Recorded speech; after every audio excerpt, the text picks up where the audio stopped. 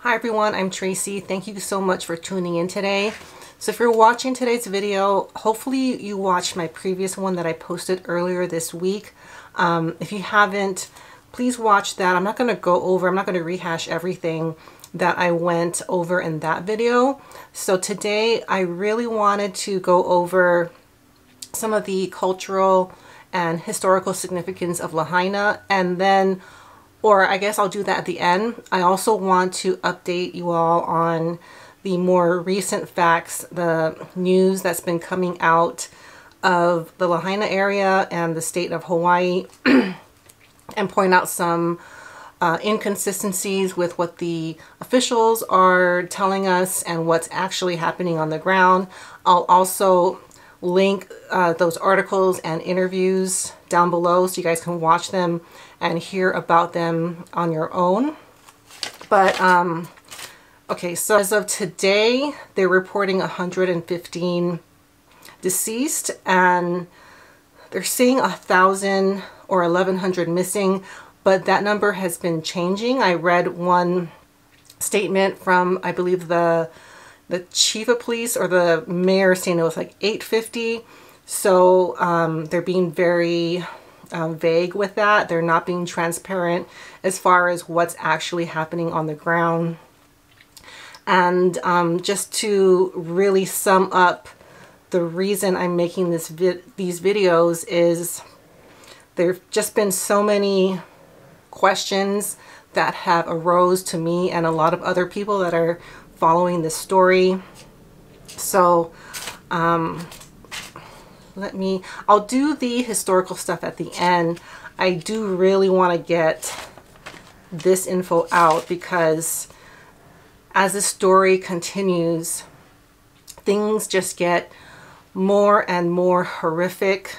I mean, to the point it's more than unbelievable what they're finding on the ground, according to people who escaped the fires and who are living there. Some of them homeless, some of them saved their homes, but there's some information coming out that is extremely disturbing, to say the least. Okay, so today there was a post of, and I'll link that below. There was a video made by one of the local news stations. They filmed it's over 50 Maui fire and rescue people looking for bodies in the water. I don't have proof of that. You can see for yourself. The guy in charge also gives an interview explaining, he was very forthcoming, explaining what they're looking for, how they're going about it. I'll go over that in a little bit. And this fact, I don't have pictures and I don't have first-hand interviews about this. I think a lot of people are afraid of reporting some of these very disturbing things that are coming out of the state.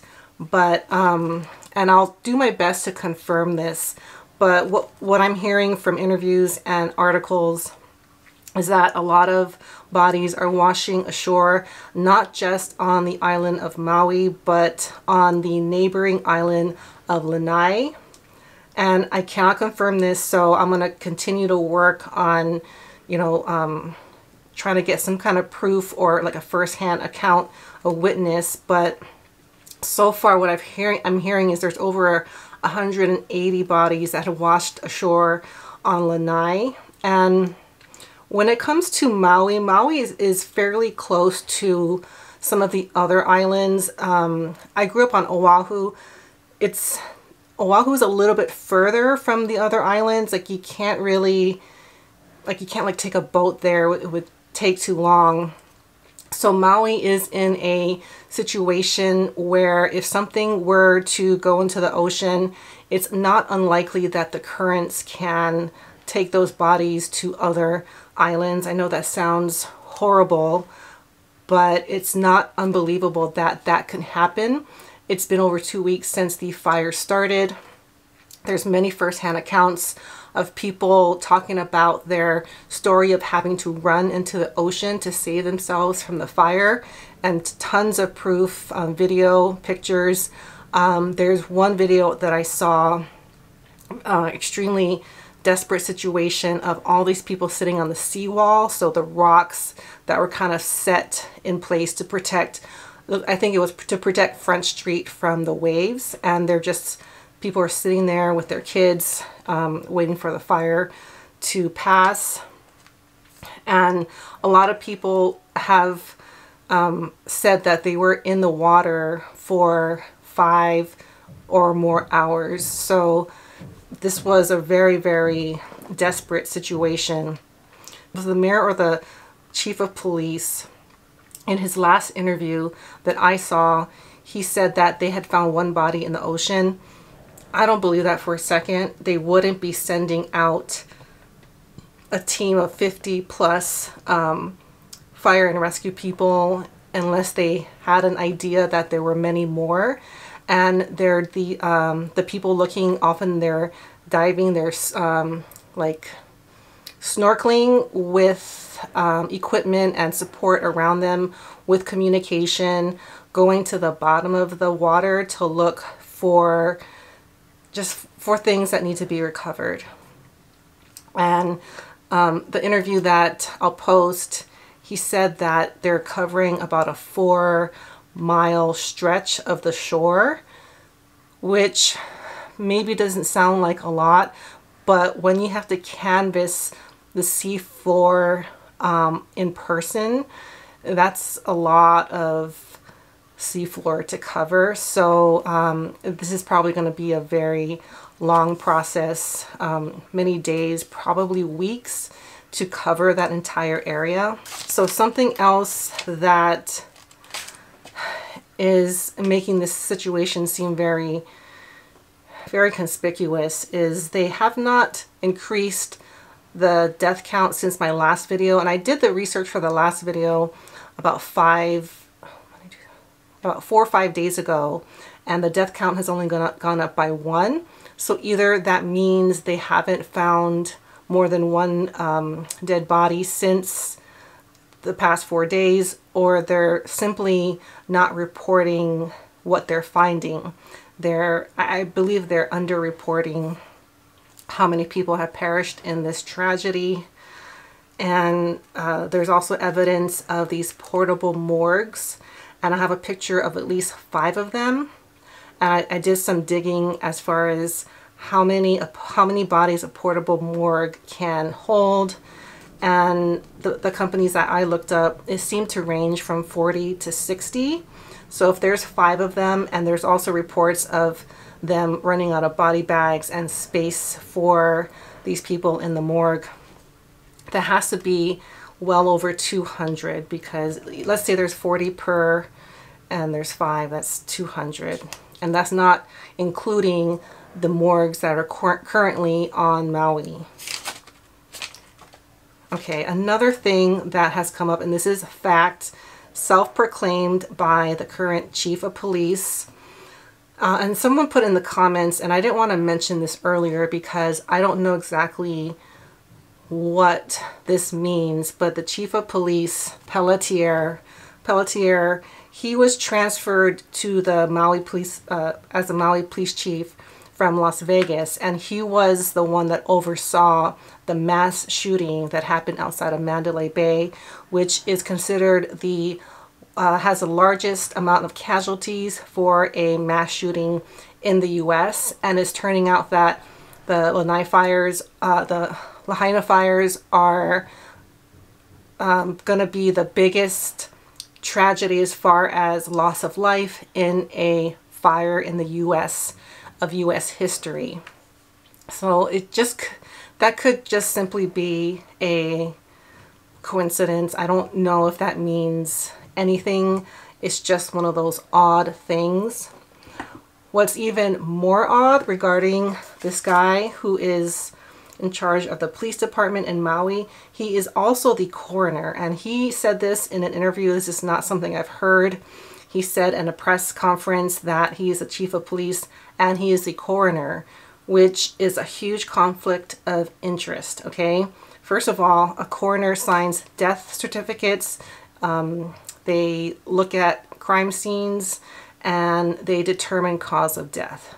So he's kind of in charge of officially reporting the death count. So if he's not signing off on those death certificates, then that is not public knowledge. That's my understanding, is until the coroner signs off, they don't have an official document of the identification, cause of death, and the situation that that person passed away under. So I understand he has a big job, right? So also the coroner is not a trained doctor. It's just another position that somehow he got. Maybe there wasn't enough to do as the chief of police of Maui, or maybe somehow having those two positions serves him in other ways. I don't know. I'm not sure exactly why they made that decision. They're really, at least at this point, there should be a medical examiner doing those because they are actually trained in medicine. So, you know, if they can find someone else to do that, that would probably be the logical thing to do. Hire an actual medical examiner that is not the governor or someone else that is, you know, associated with the government or the recovery process. So another question that has been asked to the authorities, the chief of police and the mayor, they've been asked on camera if they could address the situation about the missing children. And we want to know, you know, the children that were at home from school. And most of the kids were home not because they closed the school. I looked into this. It was their last day. For most of them, it was their last day of summer break. So the 8th, they were home. The 9th was often, from the schools that I've heard of in that area, the 9th would have been their first day of school. So they were home on summer break. So there's a lot of questions about those children. A lot of the current enrolled kids, there's a big discrepancy between how many were enrolled before the fire and how many are enrolled now. A big discrepancy. You guys can look it up, but the number that I saw in an article was there were 3,000 children registered to start the year this year, and now there are 600. So that's a huge number, and you know, we want to know what is going on with those children. Have they been found? Are they still missing? So are they missing? Have they been found? And this is really horrible, but with a situation like this, with so many tragedies going on at the same time, you know, were they kidnapped? You know, this is a situation where that is a possibility. And if someone did do that to these young people, they are more likely to get away with it during a time of crisis. So I do want to go over, because I think this is so important to understanding the gravity of this tragedy. And I touched on it a little in my previous video, but I wanted to go into a little bit more detail on the significance of Lahaina, why it's not just any old town. If anything, this is my attempt to honor this part of the island. And I also have an interview from a University of Hawaii professor who I got most of this information from. So the area that the area of Lahaina was the Hawaiian capital from 1820 to 1845 under the rule of King Kamehameha II. After 1945, it was moved to the capital of Honolulu, where it is till this day. The area of Lahaina was used by the monarchy and the chiefs to gather, to make decisions, and to have ceremonies. And it's also the site of ancient burial grounds of of the Hawaiian monarchs. So similar to a lot of like Native American culture, if the Hawaiians deem an area as burial grounds, that land is considered sacred and you're not supposed to mess with it. You're certainly not supposed to dig up bodies and build a house on it. That is supposed to remain burial grounds. And no, this does go on, especially in areas where the property value is high. I mean, naturally. So things like that really, really bother me. And I'm just so afraid that not just the landmarks, but the land itself, which is considered sacred, is going to be redeveloped into something else. I really hope not, but with everything going on, also the law that was signed just last month by the governor, giving him permission to zone historical areas however he wants to.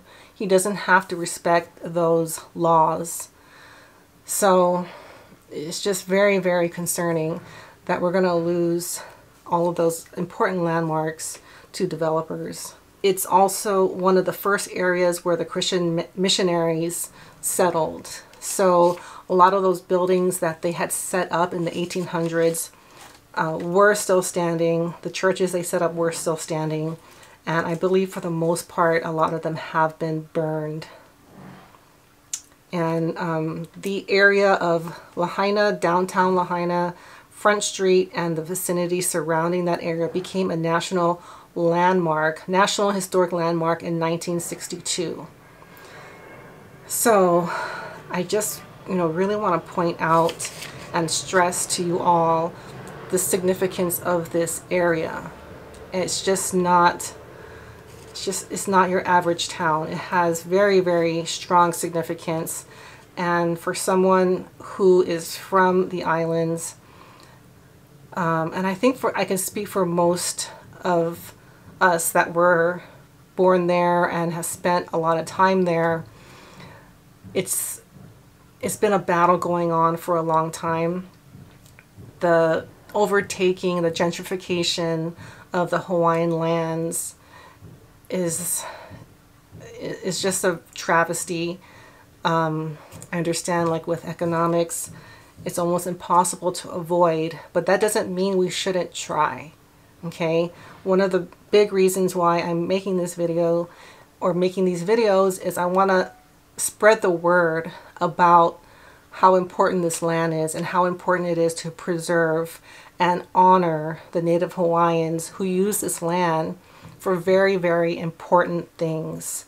Maui does have a number of very sacred sites. One of them is Haleakala, which is one of the big mountaintops. But Lahaina is also one of those areas that were utilized by the Native Hawaiians. Interviews I'm going to post down below. Two of them that were posted yesterday. One is of a local woman. She's half Hawaiian and half something else. Now, if you're not familiar with, being in Hawaii, it's not common to meet someone that is even half Native Hawaiian. I lived there for 18 years. I don't ever remember meeting someone that was a full-blooded Hawaiian. It's a long story, but a lot of the Native Hawaiians were killed or died from diseases when colonialism started. And a lot of them intermarried and reproduced with other races such as Japanese, Chinese, Filipino, European, Portuguese. So often if you meet someone that is Hawaiian, they're not usually even half. Even a quarter is considered a lot. And there's another interview that I was really touched by. She's a mother of 3 and she's pregnant. She lost her apartment and is going through the process of getting her $700 and getting housing through FEMA. And this is a first-hand account from her. She has been able to get housing through the resorts or some of the hotels, but according to her, it's not an easy process. They they give her, you know, they ask a lot of questions, and everything needs to be documented with a receipt. And the FEMA money, the 700 measly dollars that were offered to the victims, getting that is also a process. You got to jump through hoops. According to her, she was getting questioned about things as if she was being interrogated, and I don't know what to say about that. Like, how dare people question, you know, these people asking for help? I understand that's maybe part of their job, but they're not even giving them a lot of money. And according to her, she hasn't even received the money. I think the directions were wait for 7 to 10 days and you should have it, but it's not even like guaranteed. You have to go through this process and then qualify. And if you want more, you have to apply for a small business loan from a bank, get rejected from that, and then turn that paperwork in to FEMA to get anything more. So that, I don't know, that have a huge problem with that. And I think most of you listening could see the problem of that. Some other information, this was on a lot of news stations, including Fox News. So, and this is verified because some of these FEMA people posted pictures of their Maui vacation, even though they're there to help the people, the victims, and help recover people that were lost in the fire. But they're staying at the most luxurious resorts, the Four Seasons, the Fairmont, and the Grand Wailea. Some of these rooms go for about $1,400 a night, and that's where FEMA asked to stay. Some of these resorts were actually housing the victims, and so the victims were asked to leave because I'm guessing now they have a paying customer with a very big budget. FEMA has a big budget now. They were approved for $12 billion to aid in this effort. Talking about the Maui fire search and rescue, I just can't imagine, you know, having to do that for days at a time. And I'm very grateful that there is an effort to recover these bodies sooner than later. And yeah, I just saw that this morning, and the officials did not report that operation was happening. And this started days ago. I believe Saturday or Sunday is when they started doing the diving, and it's Thursday. So this is the first that I've learned about it. I've been following the story very closely. So please look at that video and see actually what's going on. You can see the operation, see what they're doing. So I just thought that should be brought to everyone's attention. Everyone that's following this story should really know that that's going on. So that's really what I wanted to talk about today. I'll continue to update you guys. And for those that have watched my previous video and commented, thank you so much. You know, I know this is not my typical content, but this is what's been on my mind, and it's not leaving a lot of space to think about makeup and brushes. I will eventually get there. So with that, thank you guys so much for watching. Please look at the supporting evidence that I linked down below. Also, if you do want to help out financially, don't give to the Red Cross or these large organizations. Often when you donate to those like, you know, Red Cross or these big organizations, a lot of that money goes to administrative costs and often take a long time to actually get to the people who need it. Right now, you can directly contribute to a GoFundMe or to their Venmo. So if you do want to help, I would highly recommend going that way. You know exactly who and how much of your money is getting to where it needs to go. So thank you guys so much for watching, and I will see you all next time. Bye.